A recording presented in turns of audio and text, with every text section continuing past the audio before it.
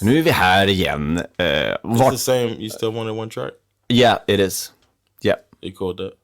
Yeah, I'm cool with it. All right. I'm just, we're letting y'all behind the curtain. Sometimes we talk to each other like that. Ja, ibland du vet så här, lite coolt ljudsnack. Bara, hej, det verkar som att det spelar in bla bla. Vi bara, ja visst, så du.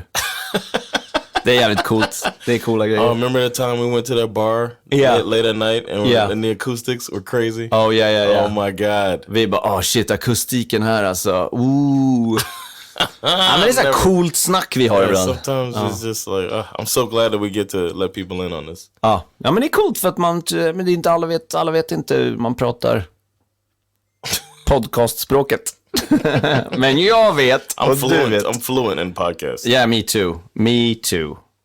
Men hur mår du? I'm good, man. Good. I just found out I'm gonna be like flying out of town tomorrow. Vart ska du? Barcelona. Oh. But it's not gonna be as long as I thought it was gonna be. So I'll be back on the 16th. Vad är det nu? 11? Tomorrow's the 12th. 12. Ja, shit. Just det. Jag fyller år. Fyller inte du år nyss? Nej? Nah, June. Juni, ja. Fan då! You mad about my birthday? Jag hatar själva grejen att du fyller år. I don't want it! But, yeah, it's gonna be in and out of Barcelona. Ja, 12 till 16, det är inte så långt. Nej. Cool.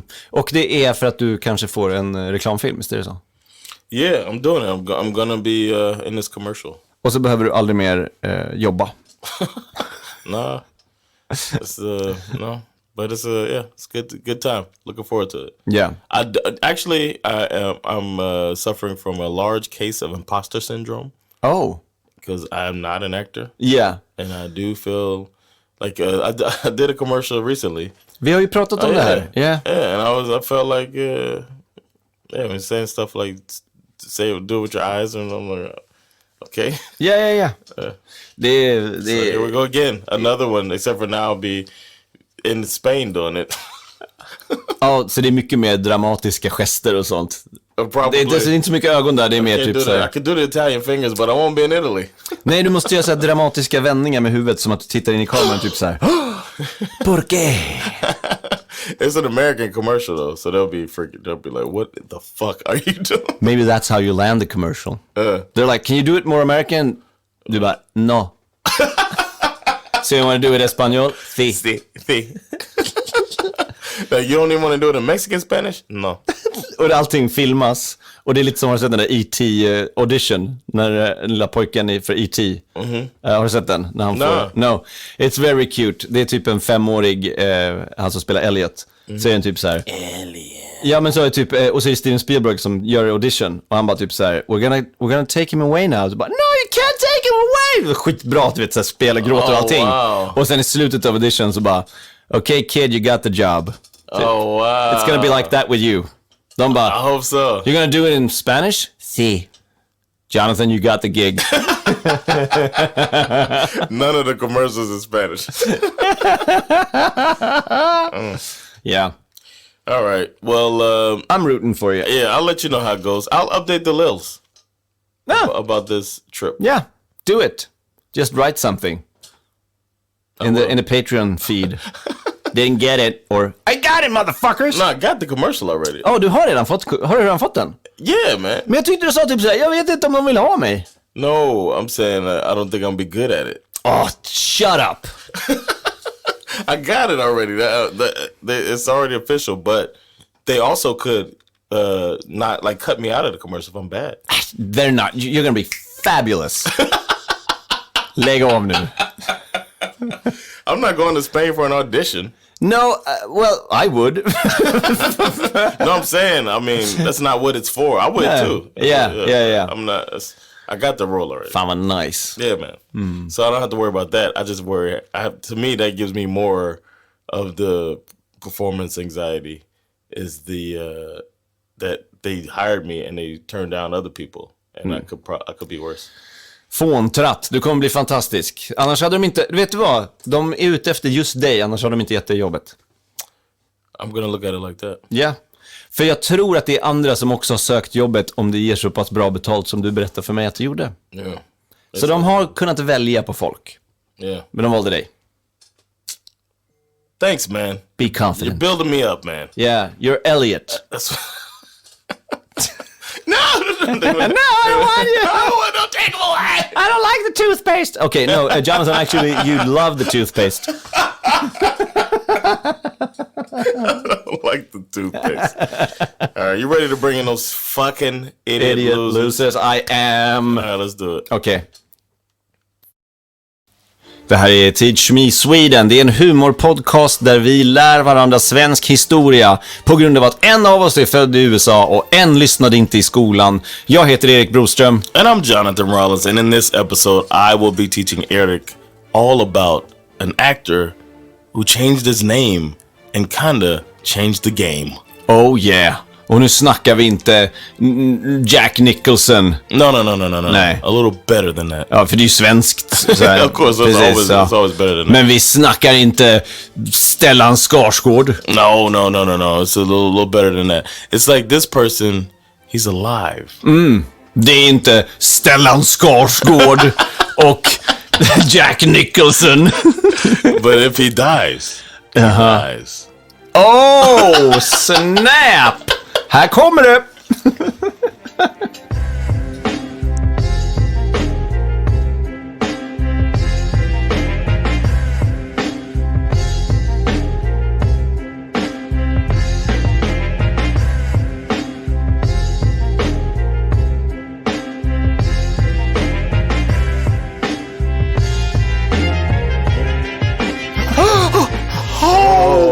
Lee.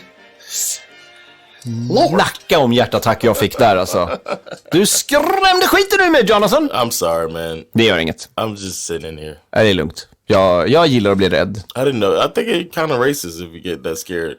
Black man just... Jag har aldrig tänkt på det viset. Det hade varit värre om jag alltid bara blir rädd. Och du är typ såhär, come on. Being scared is one thing, but throwing your wallet and trying to climb out the window is kind of racist.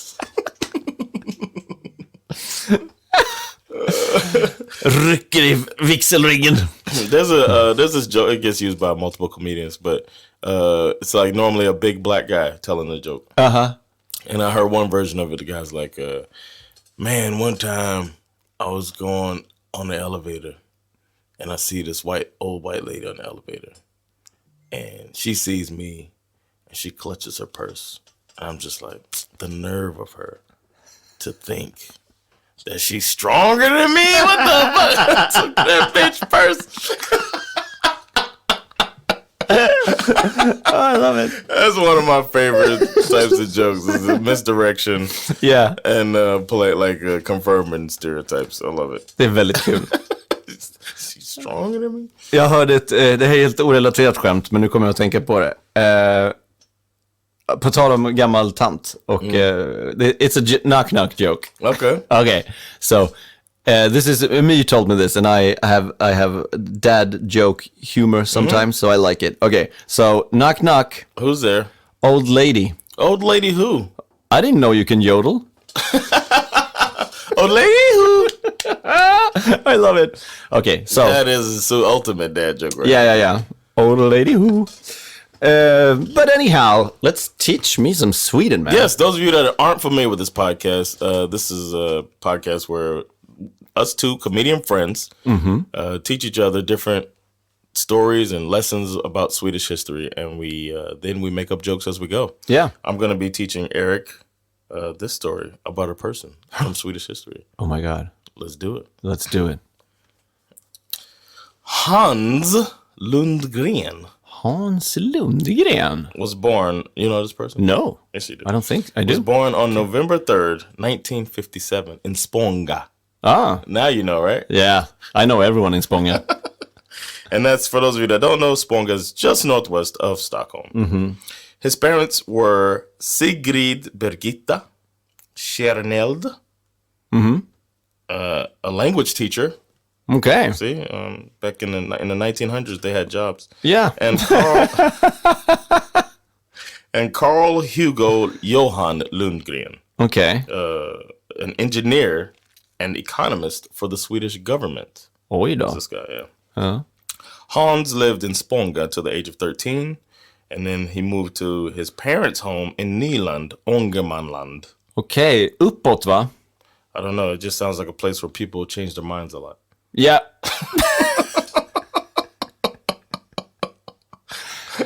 Ja, norrut.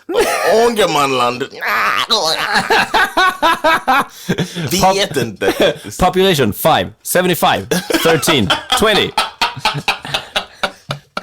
Ångermanland!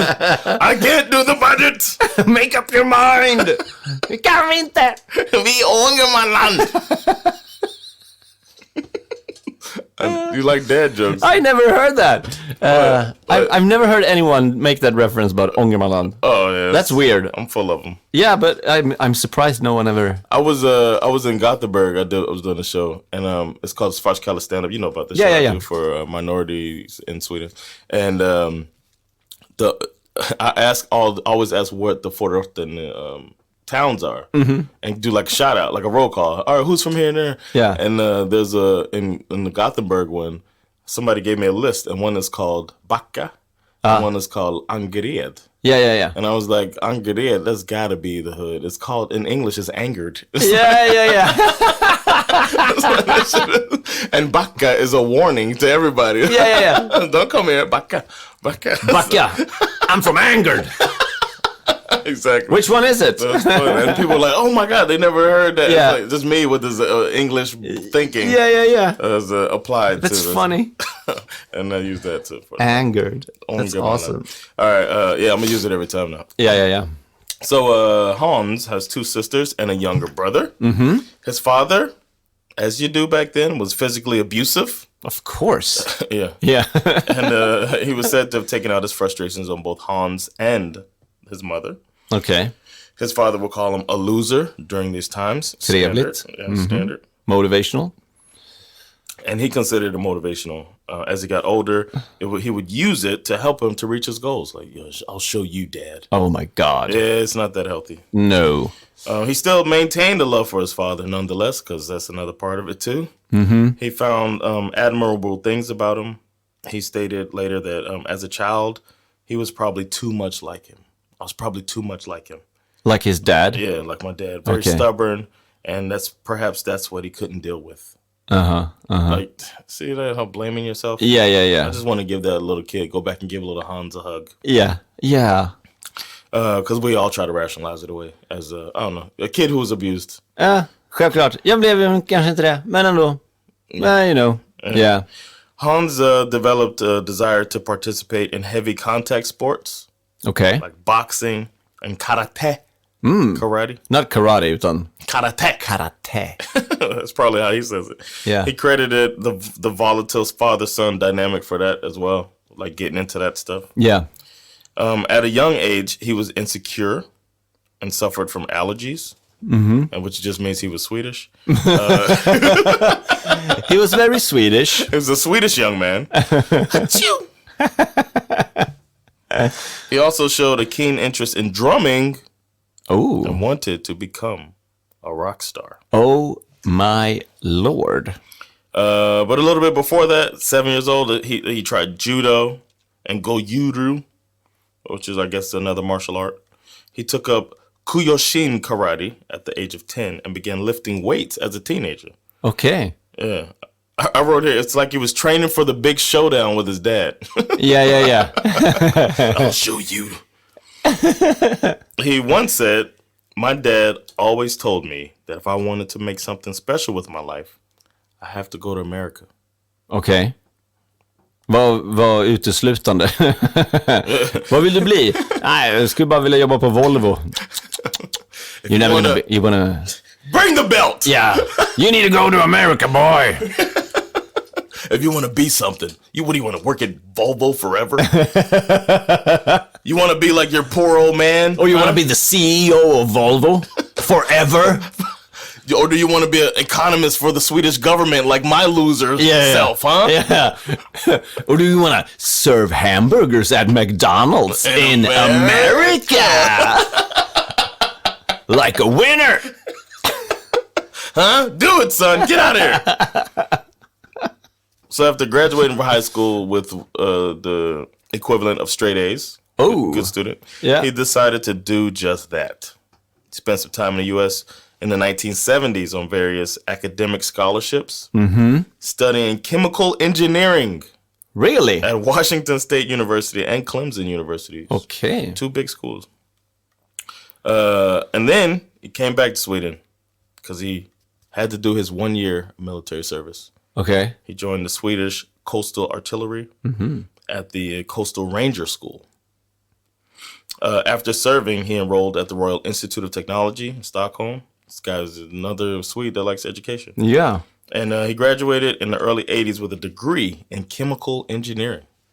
Who the fuck is this guy? I'm intrigued. Amidst his years of studying, Lundgren honed his karate skills by training in the dojo. Oh, yeah. For 5 years, and he had attained a black belt. Oh, really? In Kyokushin. What is that? Is that a style? Some type of, karate. I got a black belt in Kyokushin. He captained the Swedish Kyokushin karate team. Okay. And was a challenger at the 1979 World Open Tournament, arranged by the organization. He was good. Okay. He won the European Championships in 1980 and 1981. Jesus. And he also won a full contact karate tournament in Australia in 1982. This is a 3-year run. He's just kicking ass. What the fuck? But education kept calling him. So while he was kicking ass in Australia, he graduated with a master's degree in chemical engineering at the University of Sydney. Just like,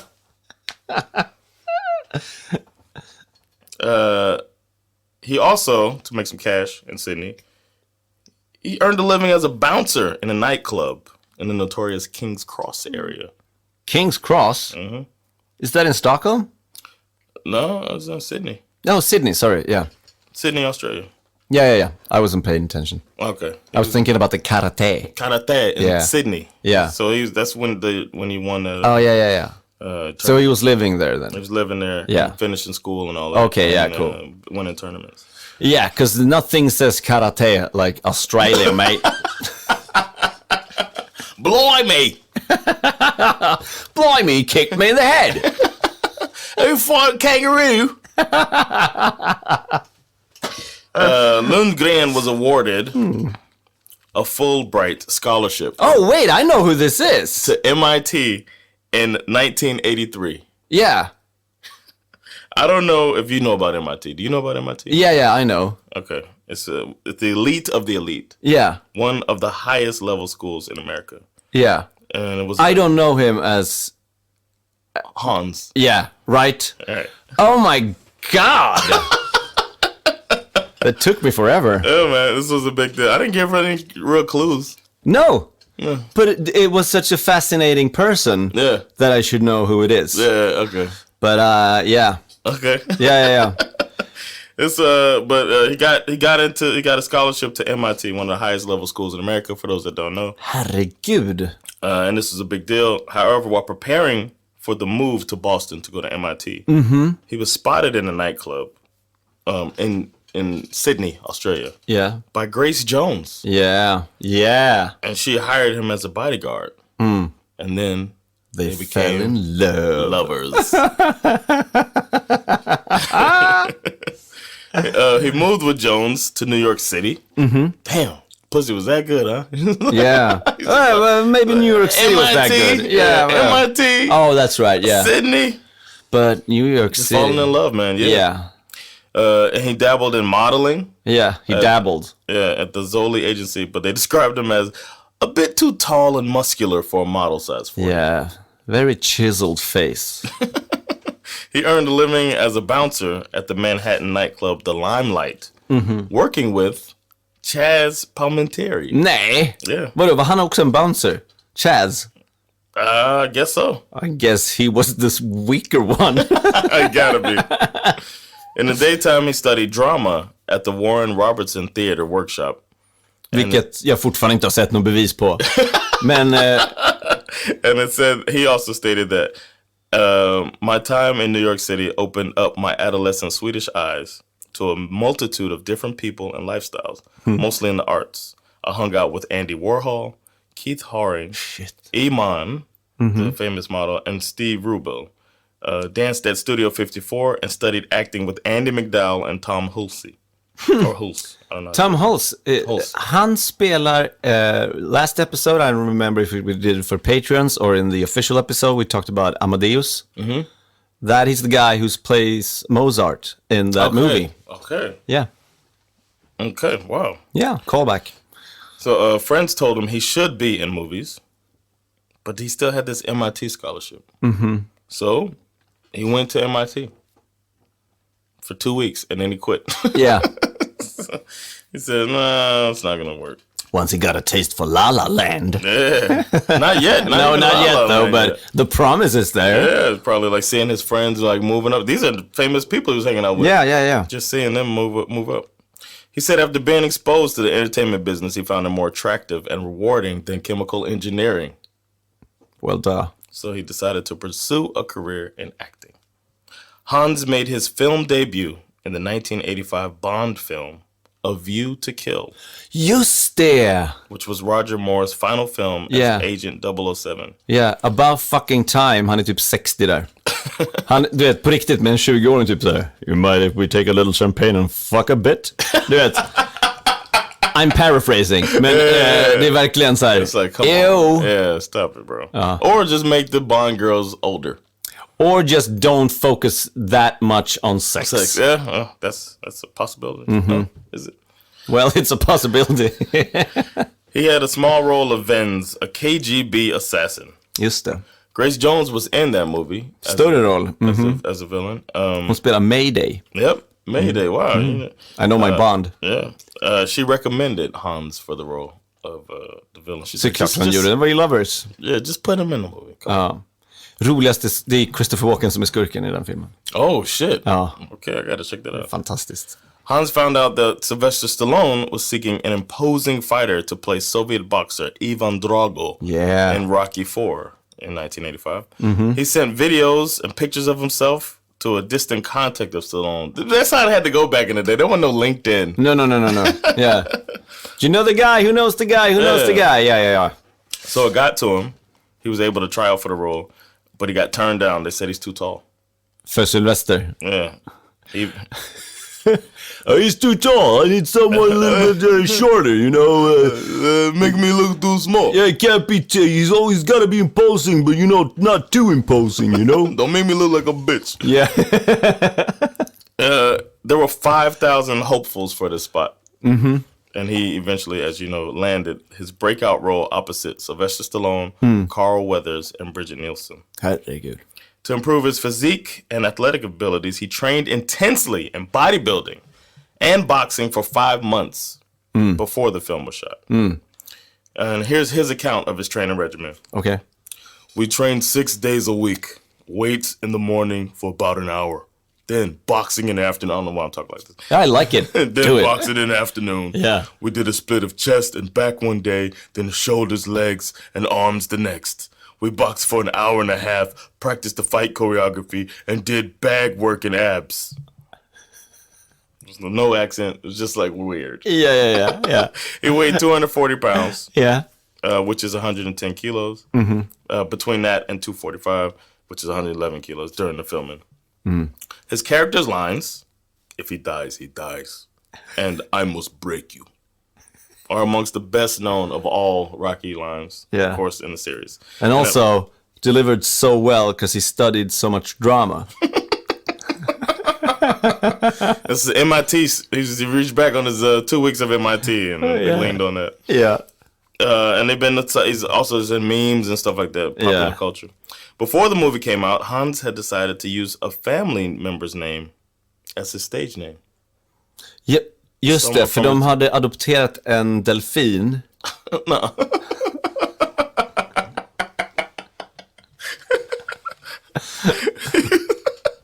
He's like, I want to be named after Dolph. The dolphin. The dolphin. Dolph the dolphin. But just Dolph. We're not gonna say Dolph the dolphin. Not Dolph the Dolphin Lundgren. That would be weird. That'd be stupid. Yeah, just Dolph. That would be stupid. So I want to be. I want to be named Adolf Lundgren. Are you sure? I just want to be Adolf. Yeah. Adolf. Oh, not Adolf. Right. Can you just take Dolph? I guess. He seems upset, but I can't tell because he's gone to so much theater school. Just can't read this guy. Can't read him at all, man. His face just stays the same. Yeah. Dolph hit Stallone so hard during filming of a fight scene that Stallone was in intensive care in the St. John's Hospital for 9 days. Jesus. With a blood pressure of 290 due to swelling of the pericardial sac around his heart. Oh my God. A chest blow. This guy punched me 2 ways close to the heart. He hit me in my chest. I was like, you know, we should have got a smaller guy. I didn't want to come back to shooting though. But we got a movie to make. Yeah. And I knew I was winning in the end, you know. And I already filmed where I got beat up. Now it's my turn. I start beating him up. He didn't go into intensive care. Of course, there was no hard feelings, but Dolph would have to take it easy for the rest of the filming, and there were no more injuries. Okay. Lundgren has highlighted the premiere of Rocky IV at Westwood Movie Theater as the moment that changed his entire life, remarking, "I walked into a Westwood movie theater as Grace Jones' boyfriend, and I walked out 90 minutes later." Single. With a younger woman on my arm. Yeah. He walked out 90 minutes later as the movie star, Dolph Lundgren. Or Dolph Lundgren, as we say. "I was shell-shocked for years from the mind-boggling and daunting experience of being a student athlete from tiny Sweden, suddenly having to live up to a new action star persona. Yeah. And that's when I started fucking bitches like her." Yeah. I don't think he was like, he seemed like a serial monogamous. So how do you follow up Rocky IV? Well, you don't? Do you? What did he do after that? In 1987, Lundgren released on home media a workout video called Maximum Potential. Wow. This is where I should have found some videos of this stuff, man. It would have been great, some clips. Maybe I could find clips and put it on a picture. Do you want to reach your maximum potential? My name is Dolph Lundgren, and I can show you how to... I am big and I am strong. I have maximized my potential. And I can show you how to reach your potential. I have studied acting. You think he did it in a natural voice? You think he did an accent? Like, does he do it in Russian voice? You know what I'm saying? I think he has a Swedish probably. pronunciation, yeah. Yeah. Or you think he leaned into the he might have Russian... leaned into Dolph thing. But Drago. Det var så länge sedan jag såg den. Men han är väl typ bara så här: if he dies, he dies. It's not like, if he dies, he dies. That was very överdrivet. Okay, good point. I don't know. I think he just did his best English in that movie. They didn't care. They just punch. Yeah. That's Russian enough. Go. He got his first lead role as He-Man in Masters of the Universe. Based on a popular children's toy line and cartoon. Just det. Jag hade ju massa He-Man-gubbar. Boy, were they homoerotic. It's just a bunch of muscle people with no clothes. It's crazy. He weighed his all-time heaviest. I wrote in here, have you seen Masters of the Universe? And then I wrote, of course not. But you probably saw it. Ja, det gjorde jag inte, men jag hade massa He-Man-figurer. I had the toys too. Yeah. The film was a critical failure and viewed as far too violent for a family picture. See, that's why I didn't see it. I don't like violence. Okay. It's referred to as a flop by Variety magazine and has a 13% rotten rating on Rotten Tomatoes. Yeah. He was criticized for being too wooden as a leading man. No, because he studied drama. He studied drama. I don't understand what they're talking about. Missförstådd. Han var före sin generation bara. In 1988, he starred in Red Scorpion, where he plays a Soviet KGB agent. Men då gick det väl bättre? Who's sent to an African country to assassinate the leader of an anti-communist rebel movement, but eventually switches sides. Oh, and he's the lead? Yeah. Okay. It was poorly received and has a 17% Rotten Tomatoes. Yeah, poor Dolph. Here's a quote from one of the critics. Dolph Lundgren's pectorals are the real stars of Red Scorpion, an action-adventure movie set in the fictional African country of Mombaka. So they're talking about his chest. Yeah. He got a nice chest. Yeah. He then starred as a Marvel Comics character, Frank Castle. The Punisher. Punisher. Right. In the 1989 film Punisher, the film received mainly negative reviews and currently holds 24% rotten rating. Oof. Christopher Noll, the critic, gave the film 1 out of 5. Gave it a 1 out of 5, saying that it was marred by cheeseball sets and special effects, lame fight sequences, and some of the worst acting ever to disgrace the screen. But not all critics disliked it. Time Out magazine concluded the film was destructive, reprehensible, and marvelous fun. So it's like, what are you looking for? Yeah. Right. I mean, In 1990, he starred in a sci-fi thriller, I Come in Peace, also known as Dark Angel, where he plays a tough Houston cop with an inner sensitivity who does not let the rules of the police procedure prevent him from pursuing his mission to wipe out a gang of drug dealers who killed his partner. oh, yeah. In 91, he was in Cover Up opposite Louis Gossett Jr., a legendary Jesus. actor. Yeah. He plays a Marine veteran who turns his life... He finds his life in jeopardy after stumbling across a political cover-up. He's in Showdown in Little Tokyo with Brandon Lee. Remember him? Bruce Lee's son? Yeah. Who got shot? Yeah. Oh, yeah. He got killed on set. Yeah. But that got negative reviews, too. He was in a sci-fi film with Jean-Claude Van Damme. Where there are soldiers who died in the Vietnam War and they got reanimated. It's called Universal Soldier. Ja, just det. Det var ju de två, ja. And then they made it to the Cannes Film Festival where they... Why? Well, some people think they staged a fight. They got into a verbal altercation at Cannes Film Festival when they were there. And it almost turned physical, their altercation. But people think that was fake. Yeah. The movie still...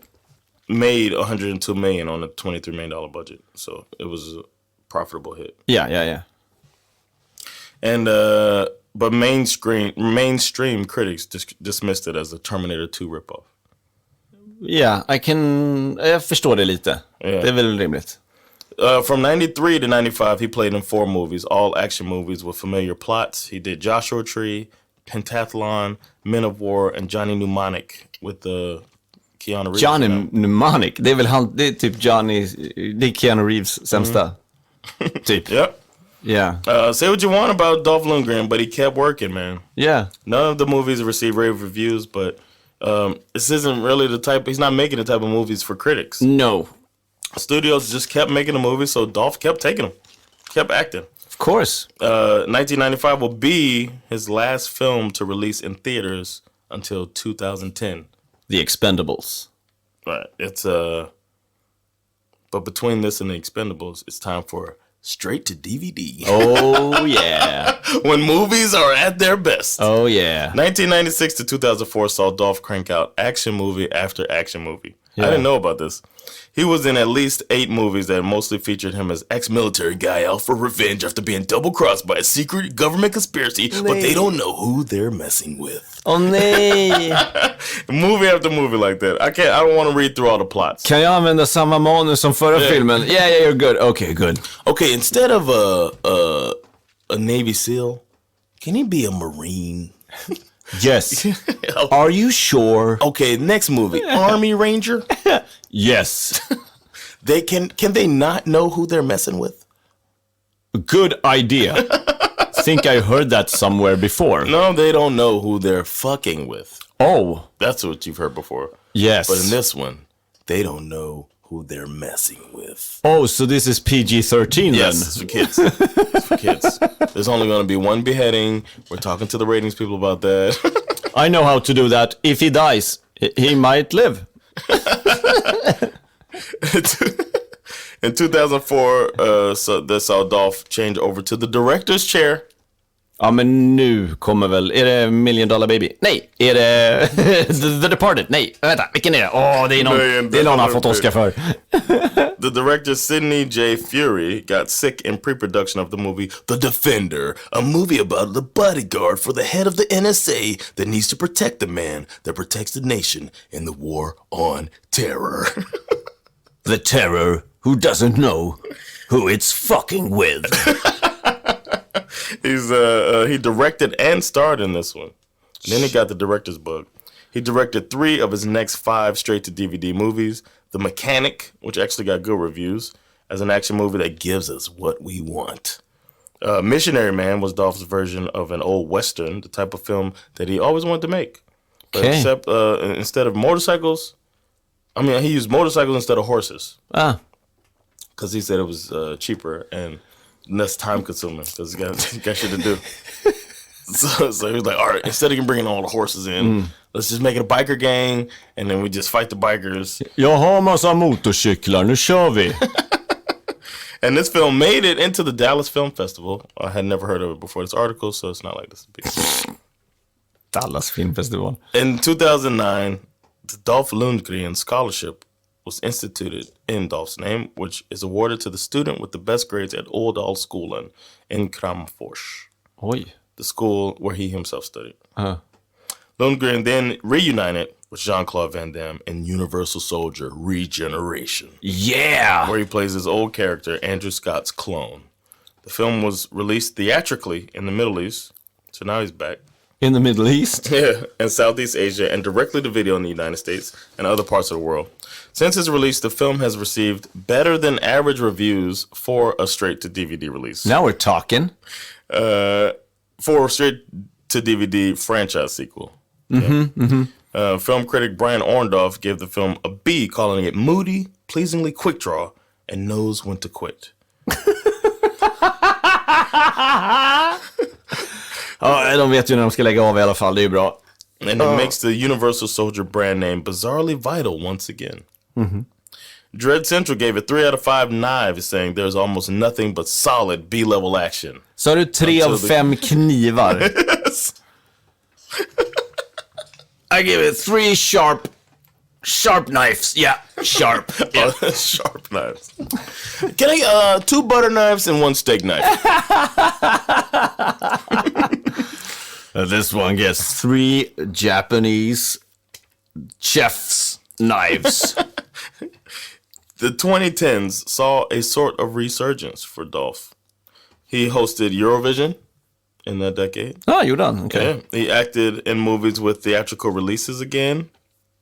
All the Expendables. In the U.S., like yeah. the Expendables franchise. Yeah. He has had cameos on popular TV shows and films. He was in Creed 2.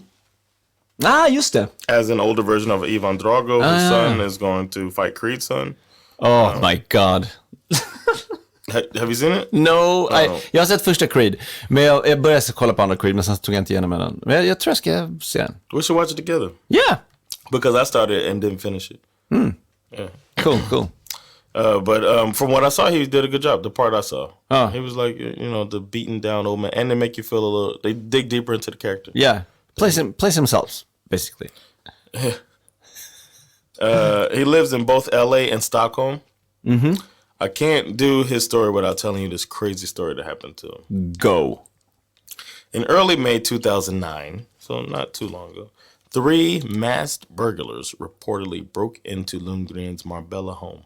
The burglars tied up and threatened his wife. And then they were going around the house, and they found a family photo and realized it's fucking Dolph Lundgren. And they ran off. Oh, shit.